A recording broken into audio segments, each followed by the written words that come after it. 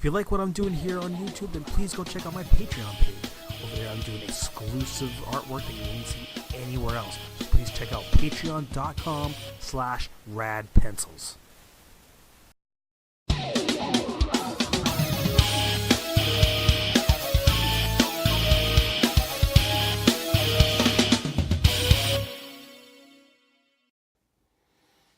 So now I have this one book that I really wanted to check out, Supreme, the Story of the Year with Alan Moore.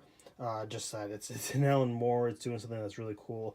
I heard a lot of people rumble that this could be almost deemed like a Superman kind of story, so I wanted to give it a shot and see how it read. Usually Alan Moore is someone you can always depend on to get some good stories out of. Really big into the Valiant stuff, especially with Harbinger. Of course, Valiant's always going to have a soft spot in my heart just because of the fact that they gave me my first pro job. So I'm definitely always about Harbinger and Faith. Those are my go-to. So I have a whole bunch of their trades. Unity, I want to give it a shot because it's a big super group and it has EXO and Eternal Warrior, stuff like that. So I want to give that a shot. Of course, some Clayton Crane craziness going on right there. And Divinity, I was told that this is really cool. Matt Kind has some really great ideas, and Trevor Harrison I hadn't seen in a long time, so I'm glad that he came back for some stuff. The new Ninjak Clayman, oh my god, Clayman is such a beast. And then Butch Geist is really cool, so I'm really glad I was able to pick this one up. And then the Book of Death, sorry. Another one that's been highly praised and a big one for me to try and check out and see what's going on with that guy. Now I got some different looking stuff. I have Parker from Richard Stark, also with Darwin Cook. I got this right before he passed away, so I haven't been able to check it out, but I'm really interested to take a look at some of his draft work and his storytelling because he's one of the greats. I'm a big Buffy fan, so I was able to find some of these omnibus Dark Horse books, so I'm really excited to check that out too. Got some Volume 4. Star Wars Omnibus, just 'cause it's Star Wars. And it's the Clone Wars, so there's always really cool stories going on in there, because it's normally not told any kind of stories. Fear Agent, again, it's here going back to Rick Remender. Some of his writing is actually really cool. I'm a big fan. So I'm trying to collect a lot of his Fear Agent stuff. Hellboy and the BPRD 1952, because it's Hellboy. It's really cool. And it's also drawn by Alex Maleev, who I got introduced during his Daredevil run. And when I got introduced to Alex Maleev, it was right when I was getting back into comic books after I had a big, long hiatus from that. So seeing his style was really different from what I'm used to. So it made for a very interesting reintroduction to comic books. I got Lady Killer, Joelle Jones, who is friggin' phenomenal.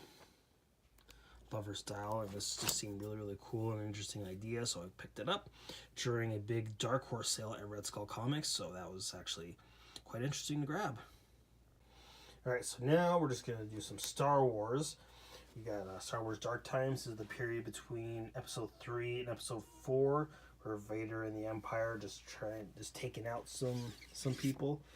I read maybe in the middle, so now I've been in the hunt to try to grab the rest of the series. But yeah, it's really cool. Some of the artwork is phenomenal in this stuff. Then we have Star Wars, the series that happens, I think, right after A New Hope that they did through Dark Horse. This is not the Marvel one. This is the one Dark Horse did with Brian Wood. The first volume was with Brian Wood and I just had his name now. Carlos de Anda, who has some really kinetic, crazy artwork. So it was really fun. I doubt this stuff is actually in canon anymore, but it's still really cool. I still wanted to give it a read and find out what they were planning on doing. Star Wars Underworld. I do not know anything about this series, but I picked this one up at HomeSense because for a time during Christmas, they had a couple trade paperbacks just sitting around by the tills. And for what it was, and for especially for the price, I grabbed it because hey, it's Star Wars and it's cheap, so why not? Star Wars Force Unleashed. One of the biggest heartbreaking things is the fact that this is not canon anymore. I really wish it was, because Star Killer is so freaking cool. It's such a great concept of Vader having his own apprentice against the wishes of Palpatine. So really, I haven't finished any of the games because I suck at playing video games. I never have time. But yeah, I grabbed this one again. This is one of those cheap things. And I think this is another HomeSense find. I don't know anything about this one, but it's volume 1. So I'm going to start right off the gate. Looks like some Qui-Gon Jinn action going on. Yeah, again, HomeSense, found it, cheap, grabbed it, why not? And then we're going to finish her off with some DC Vertical trade paperbacks I got. So I really get this one of Supergirl for a decent price. Want to check it out, get some Supergirl stuff. She's not big on my collection list, so but I heard really good things about the series, so I want to give it a try, check it out. Midnighter, I heard really good things. I really like Steve Orlando. His writing is really cool. I think I read the first issue, and I really like this, so I want to continue to check it out. Very interesting character if you haven't heard about him, but give it a read, check it out. Another one of those kinds of finds, Batman Sword of Azrael. Definitely got it because it is Denny O'Neil, Joe Quesada, Kevin Nolan, 3 really great names, and doing some Batman stuff, especially on a character I don't really know much about and didn't really like when he first came out. So just to give it some background and maybe check out something new that I wouldn't normally grab or gravitate towards. Scalped, another one of those creators that I absolutely love, Jason Aaron. He's probably one of the best writers in comic books right now. So I really enjoyed the first couple volumes of Scalped. Really dark and dirty, grim and gritty kind of like mobster stuff, like Sopranos and Indian Reserve was what it was toted as. So I've been continuing grabbing those guys. Twilight Children, another one of the Darwin Cook series that I really wanted to check out, just because I love the way he drafts and the way he has his storytelling, so I wanted to check out some stuff that off the beaten path of stuff that you would see from Darwin Cook. The Authority, Garth Ennis, Glenn Fabry, that should be it. That's all I should have to tell you to check this one out. Just because those names in general are always cool. If you recognize that guy, that is Midnighter right there. So definitely, because of the name value alone, I was into right away. And we got some more Authority. There he goes, slips over there. Some of the Mark Millar, Frank Quietly series. Just because, again, those 2 names are friggin' amazing, so you can't not gravitate towards those guys. So a lot of Authority. And another one of my favorites, Transmetropolitan.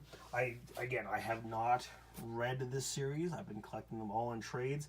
But Warren Ellis and Derek Robertson. Derek Robertson is actually one of my favorite illustrators. And he was one of the first guys I ever met and got a critique from.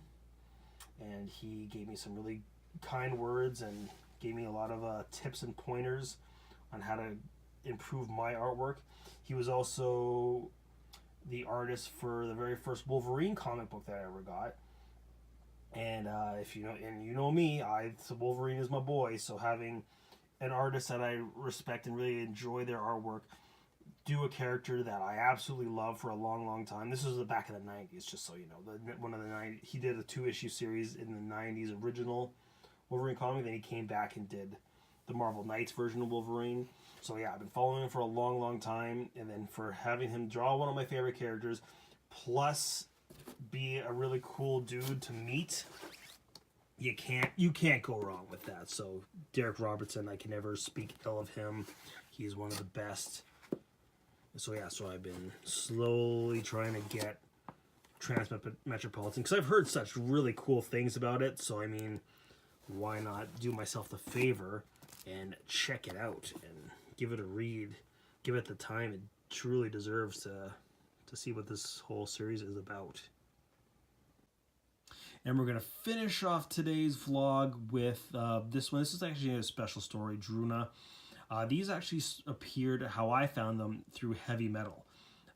These, when I was working, one of my first jobs, I was working at a retail chain called Zellers in Canada, which is the Target of Canada. And I had to take some old Heavy Metals, tear off the covers, and throw away the books, and then the store can get some credit off of the ones that they didn't sell. So as I was flipping through, I saw them, it looked like it was comic books, so I wanted to flip through them to give them a peek. And I just saw this artwork. I was like, oh my god, this is some gorgeous, gorgeous stuff. So I decided to actually tear out the pages of the book so I actually can study them and take a look and see and check some of the artwork out. And wow, it was gorgeous. But then later on, as I became more of a comic book fan and into the artwork, I found these books and I was like, oh wow, they actually collected them. So that's why I picked these two, because I can study them and read them in full and find out the whole story. But I mean, just looking on covers alone, they're just gorgeous looking pieces. So I'm really excited to go through these and give it a read. And I hope you guys can take a look too and find out, yeah, some little bit adult oriented kind of stuff, but I still think it's worth it. So that is all for this episode of my vlog. Thank you for watching. Please make sure to like, share, and subscribe to my channel. You can get all this stuff, my vlog episodes every Friday, and I do a new sketch every Wednesday for anything that you're looking for on artwork. You can also join me on my Patreon, where I have exclusive artwork through there that you can't get anywhere else. So thank you very much, and have a great weekend, everybody.